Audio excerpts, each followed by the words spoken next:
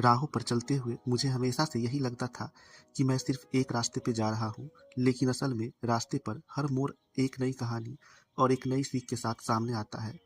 आज जब मैं बाइक पर सवार होकर अपनी रोज की यात्रा पर निकला, तो मेरे दिल में कुछ अलग सा था। यह सिर्फ एक दिन का सफर नहीं था, यह मेरे मन की उलझनों और सवालों का भी सफर था। कुछ दिनों से महसूस हो रहा था कि शायद मुझे जीवन में आगे बढ़ने के लिए कुछ नया चाहिए, कुछ ऐसा जो मुझे खुद को और मेरे रास्ते को समझने में मदद करे।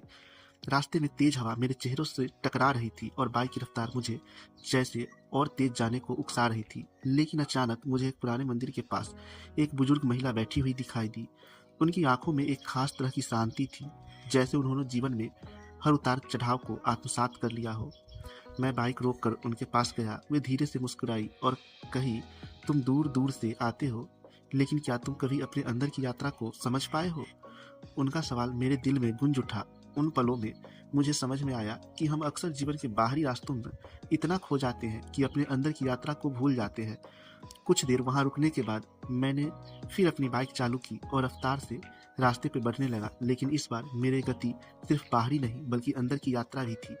रास्ते की हवा अब पहले से ज्यादा सुकून देने लगी थी, जैसे हर मोड़ मुझे अपनी सच्चाई से मिलवा रहा हो। इस यात्रा में न कोई मंजिल थी, न कोई अंतिम उद्देश्य।